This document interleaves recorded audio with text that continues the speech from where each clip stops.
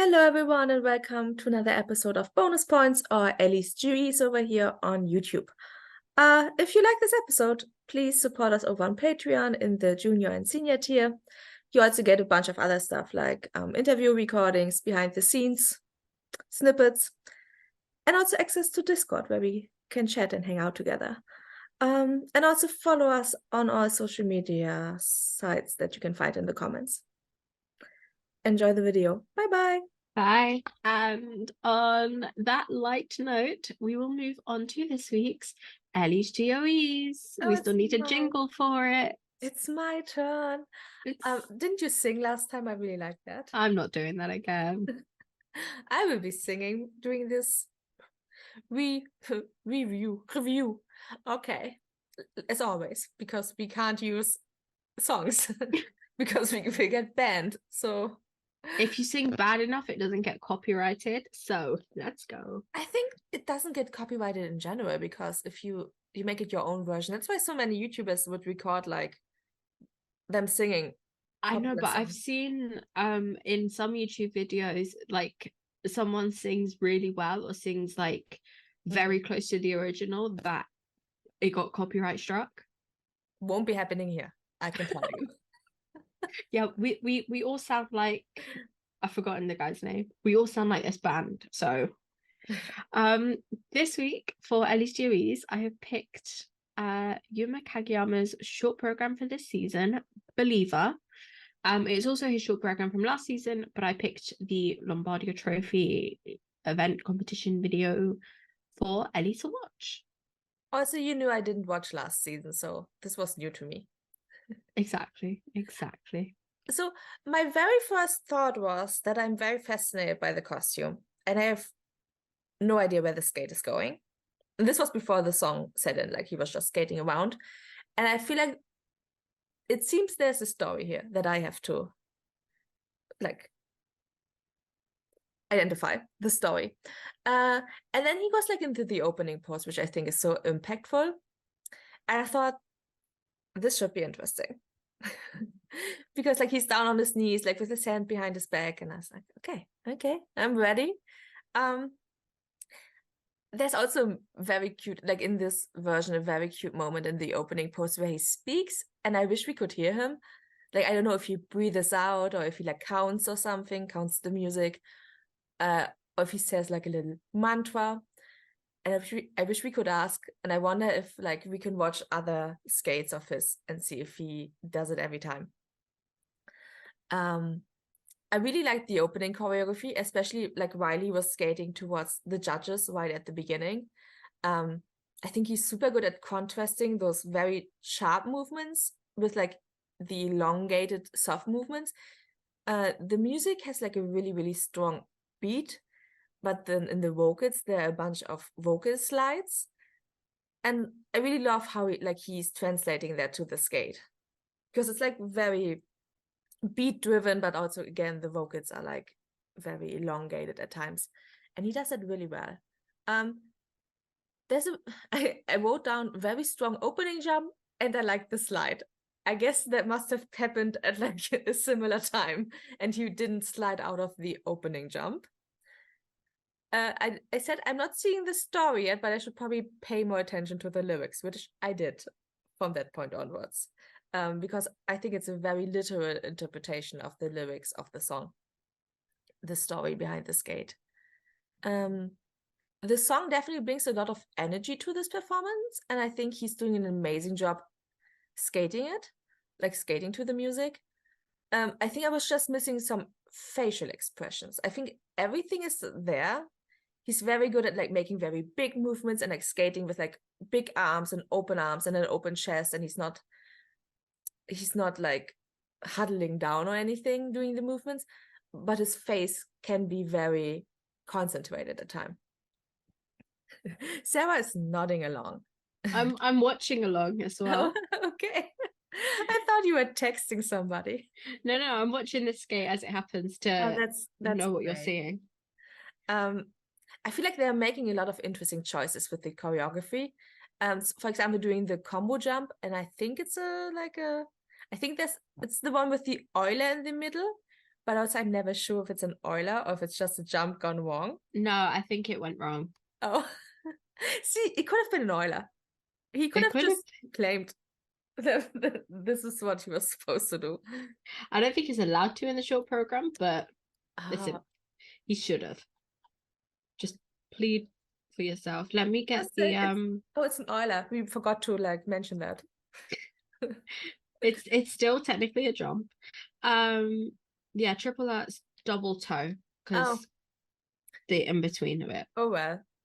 I thought, see, my amateur brain was like, oh, that's an Euler.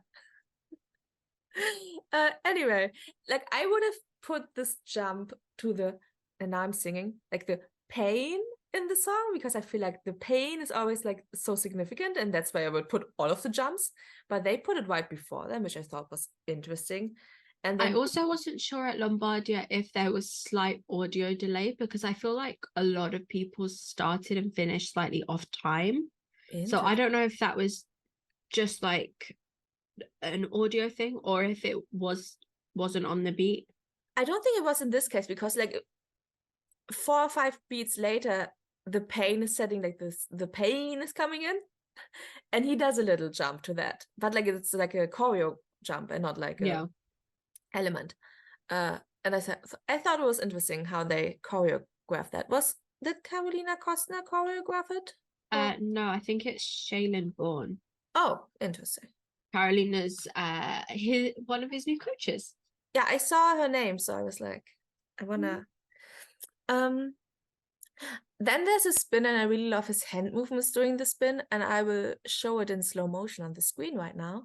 It's just a very pretty expression of the song, the way he moves his hands. Then I said next spin he's coming out of in a slide, which I'm a big fan of. I like a slide, and there are a lot of slides in this one. I think 2 or 3, 2, maybe 2.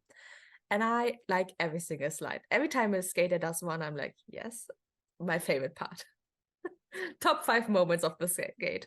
You'll love almost all of Matteo Rizzo's skates then. She's just sliding on the ice. He always has like a big dramatic slide, and I always love it. Amazing. He's going into a squat and really works with the music there when he's coming out of it. I think he's just like hovering down in a squat and then like making a big movement. Again, you can see it on screen right now. And again, like his movements are so big and powerful, which is like so good for the music. I'm obsessed with the step sequence. I think he does a very good job there. He's varying in speed. He's skating big. He's skating with a lot of emotions. And I think like the song is so emotional, the lyrics, that you have to do that. There's a segment which I really like, and instead of explaining my way through that segment, I will put it up on the screen, and it's from like 2:30 to 2:50 for the people who are listening on this podcast, and the link should be in the description. Yeah, that was the great segment. And there was also like a part in the lyrics that went, and rained down, it rained down. And he just does a little movement with his hand, opening and closing his fist while lifting the fist to the imaginary sky. And I just really thought that was a great tiny movement. I also really like all of the jumps he does. Like I mentioned the pain jump before. He does like little choreo jumps in between, which adds a lot of energy to the skate. I love the added choreo when he comes out of the final spins, because so many times a lot of skaters end on the spin, like they will come out of the spin and then it's like done, ending pose. And they played around a bit more with the music. I'm not sure on the final pose. I like the final pose itself. I just don't think the music cut is that impactful for like such a big skate, because it's just like a sound. Maybe that's how the song ends, but I feel like there should be a big bang finish. It should end on the believer instead of the like outro. Yeah, that's like, and like I think if it ended on like a big bang, big finish, then it would be more fitting to the skate. Yeah, I get that. You know, I like the pose they are making. I think that's amazing, but the song should be ending differently. So I think if they cut the last like second of the outro and just ended it on the believer, but I don't know if that's like a time constraint thing. I don't know how long the skate is time wise, yeah, but I agree that it's sort of, it ends on the believer and then it just sort of has a slight outro, yeah, but the post should be on the believer as like the ta-da moment, yeah, I guess. exactly. I think you cut that down very well. Thank you so much. So on a scale of a -5 to a +5, what do you rate the music? I like the music. I think it's very like energetic. It gets the crowds going. It isn't boring. I'm not the biggest fan of the song. I think has it been used in skating before, or is it like I don't actually think so. Ironically, it's mostly used by the DJs in between skaters. Because I remember like the first year Lois and I started in Imagine Dragons count of how many times their songs were used. amazing? Not in competition, though I do know another skater does have it as a short program this year as well. But I don't think it'll touch Yuma's. I think it's just the song is a bit generic for me. Like Imagine Dragons isn't like a big creative choice, super out of the ordinary. And it's not super innovative to use an Imagine Dragons song. However, I really liked his interpretation of it. And I think it also, I don't know how the other songs, like what the other skaters are skating to, but I think it sticks out between the other skates. So it's like for the audience a nice, because I watched them one by one. You sent me one per week, but you guys watched like 30 in a row. So it's very different. It's a nice moment of, oh, you know that song. Oh, I like the song. I like the band. I'm just like, oh, I know that song immediately. Oh, right. I also forgot like a lot of the like instrumental songs and like classic music you don't really know unless it's like a Obvious, yeah. yeah, it's Unless we're like like halfway through and I'm like, Moonlight Sonata or something, and you're like, oh yeah, I know that one.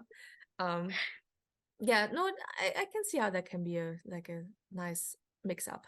I give it a 4 out of 5. that's very good. Yeah, it is. I've from the start of that, I wouldn't have gone with the 4 for you. I would have thought it was gonna get a 3. I like to surprise you. You really do. What do you rate the costume? Okay, his costume is interesting, and I didn't really know like what to rate this because I really like the simplicity, like in terms of color. I like that it's not sparkly. I like that it has a simple black pants, and I think it works really great with the program. I'm not sure about the crop top. I don't know. I think they were trying to like show that this shirt was like ripped apart while he was going through this pain and like this becoming this, I don't know what the song is about really, but going through the struggles and coming out of it at the end. And like there are also 2 buckles attached to the sides, which are placed very closely to his nipples. And I'm like, I don't know. I'm not sure. I don't know how to feel about that. And maybe this is like a traditional item of clothing somewhere, or like it's a uniform somewhere that is ripped up. I don't know where the inspiration for the design comes from. So yeah, maybe there's more to this than I know. I really like the gloves made out of the ripped fabric. I think that worked amazing, especially in the opening pose. And also like with all of his hand movements, it just worked great. The illusion fabric around the waist, I don't know. It's like the crop top, the illusion fabric. But I think at the same time, it's like a really interesting costume that sticks out to me among all the other costumes. And it's not tacky or gimmicky or yeah. So I like Like you can see there's a purpose behind it. yeah, It's and just need to know what. yeah, I don't know what to do with this costume when I look at it. It's like it's giving, but but I'm not sure what. So I like the direction they went with, and like especially again in the opening pose, I think it works very well. So I gave it a 3.5 out of 5. Okay, Like and it's on to weird, but yeah, also, I kind of like it weird, but also kind of not. I don't know. and Oh, on to the final category overall, what do you rate the skate? I think he's such a powerful skater, and he has such an easy time translating the music onto the ice. The skate kept me entertained the entire time. He's such an amazing technical skater, but also really knows how to convey emotions with his movements, which I think is such an important skill to have, and not every technical, brilliant skater has that. I think they can add a bit more to the choreo in spots. There was the segments between the spin and the next jump, and I'm going to put it up on the screen again, where barely anything happened. And I thought, like, it was a bit, I think that it was really just that moment that really, like, where I really noticed that a bit of choreo was lacking. And I also think because of the music, there's not a lot of place for the skate to really grow. This music is giving the same kind of energy throughout, and it's like high energy. And if there might be a music cut with two different songs, the growth would be more significant. The beginning of the choreo is almost similar to the end of it. But also, like, it's a 3-minute short program, or like a less than 3-minute short program. And it might have been easier to translate something like that in the free skate.